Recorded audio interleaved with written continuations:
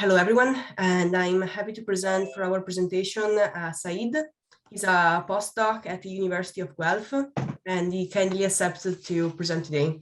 So his talk is about predicting dry matter intake and methane emissions in Canadian Holstein dairy cattle using milk MIR data and artificial neural networks. So I will leave to Saeed the possibility to do the presentations, and after that, every question is welcome. Okay, thank you so much.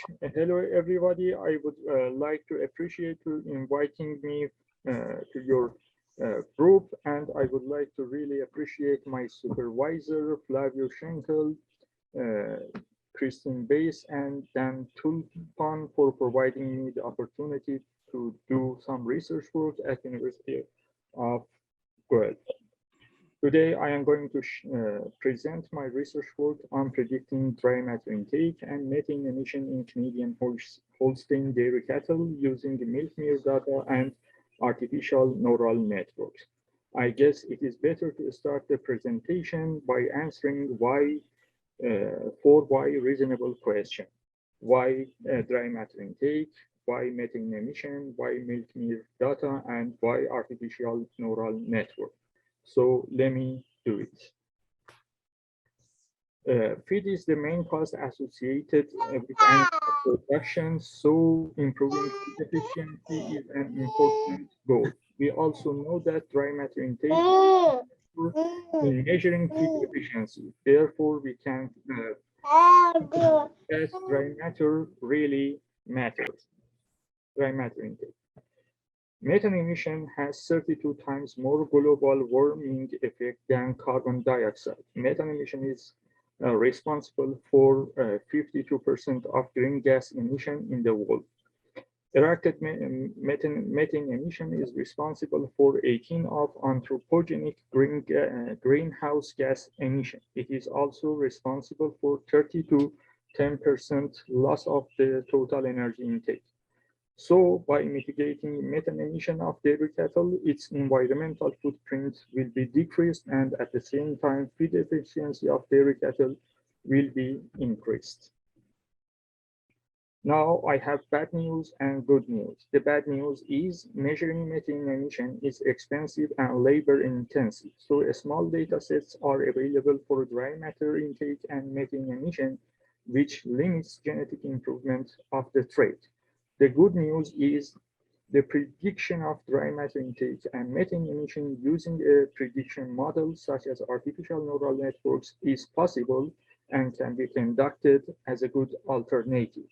So we need a little magic. Both dry matter intake and methane emission are linked with animals' production such as milk yield, fat yield, and protein yield. So dry matter intake and methane emission of dairy cattle can be predicted using the animal's production. We also know that mirror data contain more detailed information on milk components.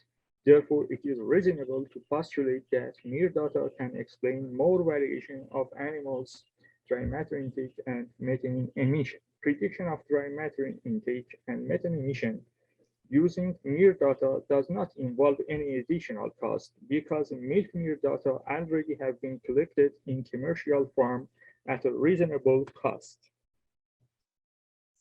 Artificial neural networks have some striking features. They can approximate any continuous function to any desired precision, as they are called universal function approximators. There is no need to make any prior assumptions, such as assumption on the distribution of the dependent variable, regression coefficient, and error. They don't require a predefined model. Actually, in most regression cases, the real underlying mathematical function that relates the variable together is unknown, but nothing is perfect. Artificial neural networks have a black box behavior, which means that it is not easy to understand what is the real relationship between inputs and outputs of the networks. But this property does not matter in most real application. Complicated artificial neural network are computationally demanding, but it is not the case for most simpler neural networks. Let me give you an intuition. What is an artificial neural network? First, we need to understand the structure of artificial neuron. As you see, we have one artificial neuron on the slide. From left to right, we have inputs, for example, x1, x2, and xi, which are independent variables that are called features in an artificial neural network literature. Input of the inside the circle, we have the intercept, AAT, which is also called bias in artificial neural network literature. Weights of the neuron, one weight for each input, for example, W1, W2, and WJ. Summation operator, which sum up the intercept with sum of the product of the inputs and their corresponding weights.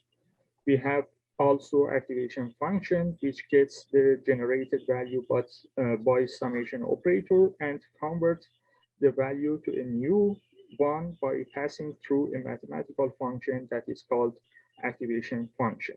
You can see two common types of activation function for regression problems. On the right side, we have the output value, which is the final value generated by neuron. This slide shows a standard type of neural network, which consisted of three layers: input layer, one hidden layer, and output layer. From left to right, you see the inputs of the networks, neurons of hidden layer in this case, the output layer, and finally output value of the networks. The weights and biases are randomly initialized first and then iteratively updated by a training algorithm to minimize the error function. This process is called artificial neural network training. Each iteration consisted of the feed-forward and back propagation steps. In the feed-forward step, the input value are used to generate the prediction of the network based on the corresponding weights, biases, and activation function. In the back propagation step, the error of the network propagate back from the output layer toward the input layer, and then the learning algorithm minimize the error by updating the weights and biases in the negative direction of the gradients. The forward and backward steps are carried out continuously until the artificial neural network's solution match the favorable value within a predefined threshold. The front table shows descriptive statistics of the data for dry matter intake prediction. Data of Denmark had a higher mean for dry matter intake, while data of Canada had a higher standard deviation for dry matter intake. Data of USA had higher mean and also a standard deviation for milk yield and fat yield. Data of Denmark had higher mean and a standard deviation for protein yield, age at calving, and days in milk. Data of Denmark had a higher mean for days in milk, while data of USA had a higher standard deviation for days in milk. For dry matter prediction, the data consisted of more than 7,000 records from more than 500 cows. Here in this table, we have the descriptive statistic of the data for methane emission prediction. We can say here the data of Canada had a higher mean and standard deviation for methane emission. Data of Denmark had higher means and standard deviations for milk yield, fat yield, protein yield, and age at calving. Data of Canada had a higher mean for days in milk, while data of Denmark had a higher standard deviation for days in milk. For methane emission, the available data consisted of almost 400 records from more than 200 cows. Please note that very few data were available for prediction of methane emission compared to the prediction of dry matter intake. The methane emission of Canadian and Danish Holstein cows were measured by the Greenfield feed and sniffer method, respectively. To predict dry matter intake and methane emission, we applied linear and nonlinear artificial neural networks and two types of validation, validation A and B. You see the structure of linear and nonlinear artificial neural network. For linear networks, we had just one neuron with purely activation function in the hidden layer, and for nonlinear network, we had 1 to 10 neurons with hyperbolic tangent activation function in the hidden layer. For both linear and nonlinear networks, we had just one neuron with purely activation function in the output layer. For validation A and B, we leave out 10% of records and cows respectively.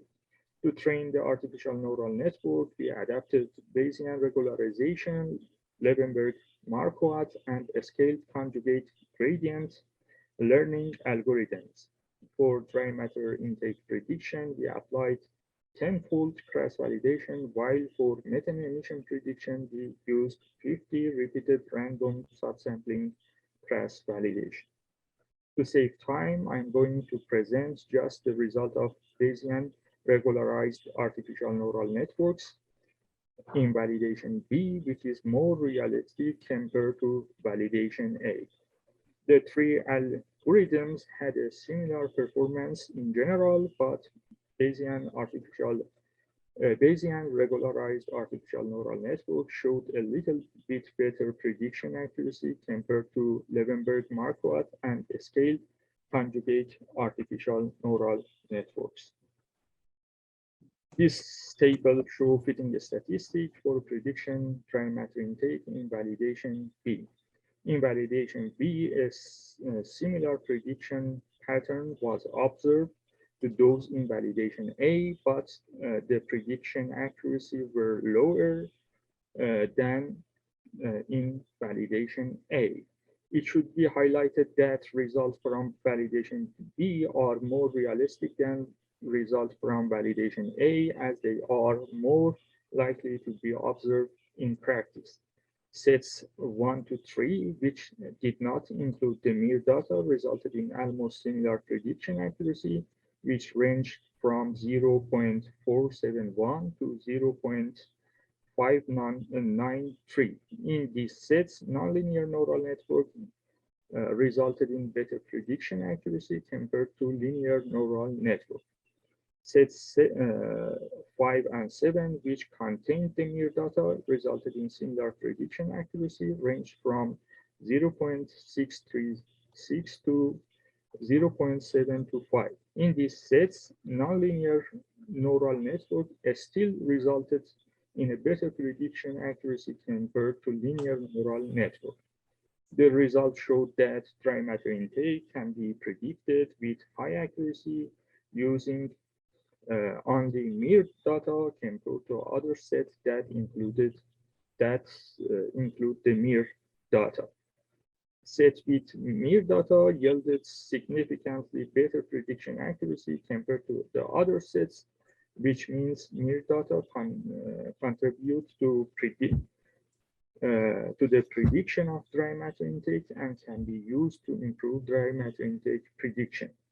The higher prediction accuracy of nonlinear artificial neural networks over linear artificial neural networks indicate possible non-linear relationships between weekly average dry matter intake and the explanatory variables. This table shows fitting the statistic for prediction methane emission in validation B. Sets 1 to 6, which did not include the mere data, resulted in almost similar prediction accuracy, which ranged from 0.259 to 0.395. In these sets, nonlinear neural network consistently resulted in better prediction accuracy compared to linear neural network. Set 7 and 8, which contain the mere data, resulted in similar prediction accuracy range from 0.541 to 0.708. In these sets, the linear neural networks resulted in the best prediction accuracy. The results showed that methane emission can be predicted using only the mere data with almost the same accuracy at set 7, which included the mere data and production trait together. Sets with mere data yielded significantly better prediction accuracy compared to the other sets, which means that mere data contribute to the prediction of methane emission and can be used to improve methane emission prediction. Thank you for your attention, and let me know if you have any question. By the way, I would like to appreciate any institution and organization that contribute to do the research work, especially University of Guelph and RDGP project dataset. Thank you so much for your attention. Thanks, Saeed, for presenting your results and your research. And if there is any question, otherwise I have a few, but let's start if you have some. I have a quick question, Maria. Okay. Yeah, you can hear you. Go ahead, Sinead. Yeah, I can hear you. Please ask your question. When you say you add in the mirror, do you edit it at all, or do you put in the full range of values? Do you process them? Do you add pre-processing to the spectrum, or do you just throw it in the raw values? Yeah, we applied some pre-treatment for mere data, especially for predicting dry matter intake, but we noticed that it is not necessary and it cannot improve the prediction accuracy. I mean, treatment for mere data for prediction methane emission. So we didn't apply any special pre-treatment, but our mere data for methane emission were standardized based on each country. For example, Denmark and Canada separately, but we didn't apply any pre-treatment, for example, Savitsi, Collet, or something like that for methane emission prediction. Okay, thank you. Thanks for the presentation. And yeah, also about this question, what about the noise regions? Because like in the spectra, there are some regions that are noise, so they might be deleted before the analysis. Did you consider this in your analysis? Yeah, we checked normality of the data. For mere data, we applied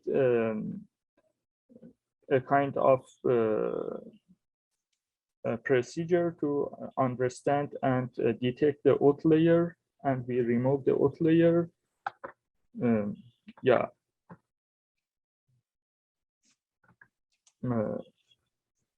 Yeah, Filippo, go ahead with your. Yeah, I think Saeed, what they're asking if you included all the 1,000 and plus points of. No, we selected certain bands, yeah. Right? That's what they were asking. Yeah. I have a question for you. How many wavelengths did you use at the end? It was different, as I remember, 280 for methane emission and 508, something like that, for dry matter intake prediction. I have to look at the papers if you need exact number for selected mere wavelengths. No, it's okay. Yeah. Yeah, Giulio, if you want to go ahead with your question. I don't know, Filippo, you were going to say something? Just one question I just noticed now. Right. I seen this presentation 10 times, but this time I guess I noticed one. In your DMI, I noticed there was not one scenario where you included just milk and milk spectral data. There was milk, but there was metabolic body weight there, I think. Did you try just milk and spectral data? Yes, let me look at. I guess. So you have the. Yeah, I like the apply two, just milk yield. but I mean milk plus mere. You didn't try that. No. Okay. Sorry, go ahead, Giulio. Okay. So thank you and congratulations for your nice presentation and your work. Just maybe I missed that part. You were saying that you had two different sources of methane phenotypes. One was the green feed and the other one was the sniffer. Yeah. Did you? So you basically you merged these two data and used both of them for building your prediction model. Yeah. And are the measure with the two instruments comparable, or do they maybe I don't know?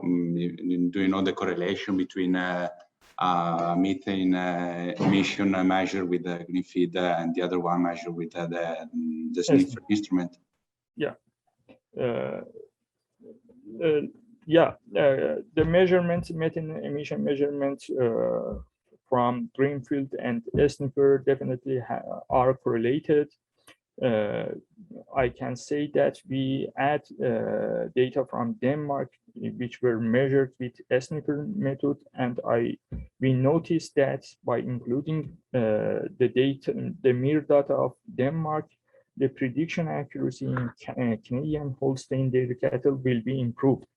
And we just was interested to improve prediction accuracy in Canadian Holstein dairy cattle. So at the end, we decided to add data of Denmark, which were measured with sniffer method. Okay. Yeah.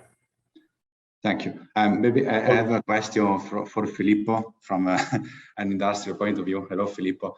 Hello. What are the industry feelings of using this prediction for probably genetic purpose? I believe. Are you going to apply these models or? Yeah. So this was part of the original milestone of the efficient genome project, which we knew we would never reach, especially with the EDGP, the genome reference population size for methane emission. We were optimistic on the feed efficiency, and we did it, but not for methane emission. So the mid-spectral data, which already literature was showing, better result than DMI in predicting because of the fatty acid in milk. That was our goal. So right now, we were waiting for this result from Saeed. We are trying to validating this data together with the university, and we are going to work on both. It's funny enough, the producer itself doesn't care too much about the methane emission, but the top producer, the organization level, they are very much interested, of course, based on the society, consumer attention, and so on. So there is a strong push to use this data, not just for genetic, but also for national trends, provinces over time, and demonstrate that we're actually decreasing, hopefully, the methane emission in our country. So yeah, no, we are working exactly right now on that. So we're absolutely this is a high priority for us.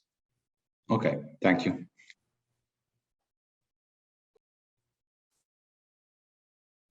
I had a little bit more, maybe, I don't know, statistical questions. I don't know how to define that. Why for the linear neural network, you used only one hidden layer, and then for the non-linear methods, 1 to 10 hidden layers? So what's exactly the difference between one and the others? Yeah, thank you for your question. It is a good question because we would like to compare linear and non-linear neural network. And if we are going to compare linear and non-linear, we need to have just one neuron in hidden layer for a linear neural network. Otherwise, it's not going to be a linear relationship. As a linear regression, we need just one neuron with linear activation function. Otherwise, it's not going to be a linear.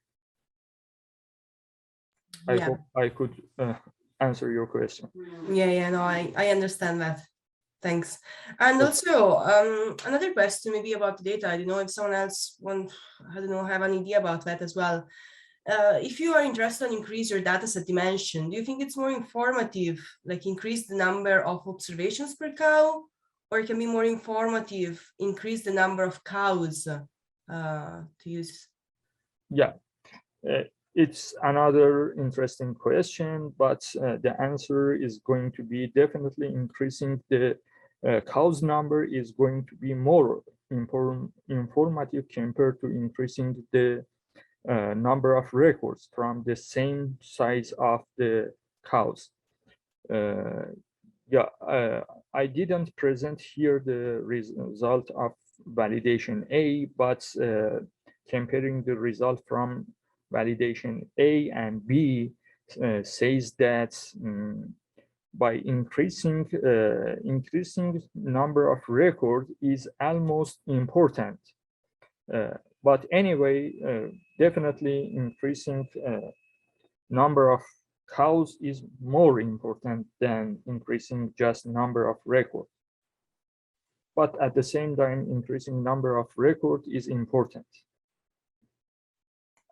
Thanks. Yeah, Filippo, I don't know if you want to add something about this point. Yeah, I mean, because one thing that, of course, he tried to present all his stuff. One thing he didn't present the fact that the days in milk is an important component. And so right now we are predicting between, remind me, Saeed, between 120 to 180. For methane emission from 78 to 180. Okay, 78, okay. Yeah. All right. So because that's one of the things that we would love ideally to use every test day that we have in our, for each cow that we have in our data set.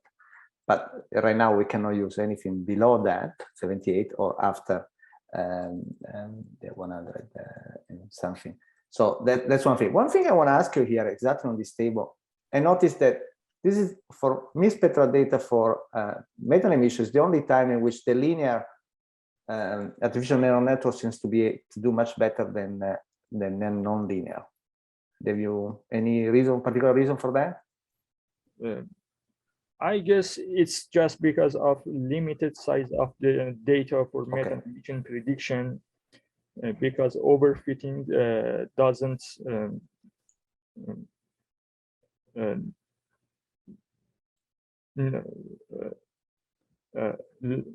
led to nonlinear neural network show better prediction.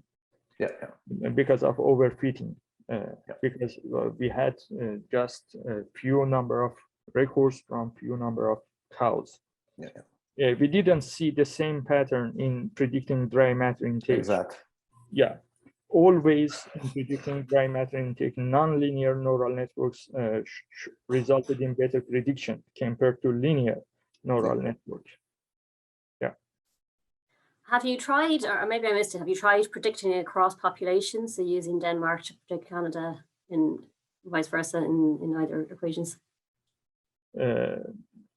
Not really, we didn't try.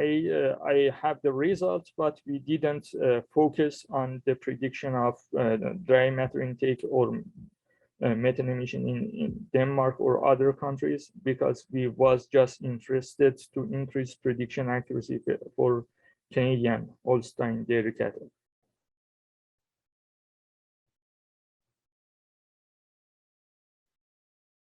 Got a question, Saeed, as well. Yeah. Have you, and I mean, I don't know if we should do this probably, I just thought of it now, but to combine the information from rumination collars with these models, because there seems to be quite a good correlation between rumination time and feed intake. Rumination time, the SCR tags that the cows at Elora have anyway, they seem to be quite stable and give pretty reliable information. That may help. Maybe we should play with this a little bit as well, because there are quite a few animals in Canada with rumination collars, and if we can bump up the amount, the fitting statistics with that extra information, that may be beneficial as well, especially with such a small number of animals that we've got right now. Yeah, we can trade and hopefully I like we it. can get better prediction results. The crazier the idea, the more I like it. Thanks, Saeed. You're welcome.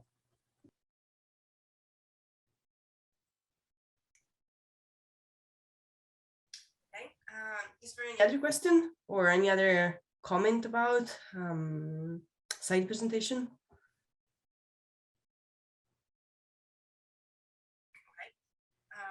So yeah, I would like to thank you again, Saeed, for your presentation. What we're doing now is we created a little bit of page of his spectroscopy group in the VistaMilk website. So VistaMilk is our research center. It's thanks to VistaMilk that we started these monthly meetings. And in practice, we created a page in the VistaMilk website where we're going to upload all the future presenters, and also we're going to upload the recordings. So if you're interested also to know what's going on in the next few months, etc., you can go to the VistaMilk website and see what are the future presenters. So yeah, I also would like, I know that it's a little bit of time before Christmas, but we don't have any other meeting in December, so we will start again with the new year. So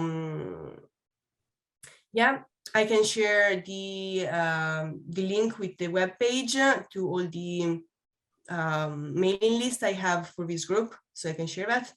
And yeah, so I would like to wish also a good Christmas, even if missing a little bit, a nice end of the year, and also wish you all the best for the new starting again, and see you the next year. Thank you so much. Thank you again for inviting me to the group and share the link, and thank you so much. Happy Christmas, everyone, and have a good day. Bye. Thank you. Thanks again. Bye. Have a nice week. Bye-bye. Thank you. Bye. Bye.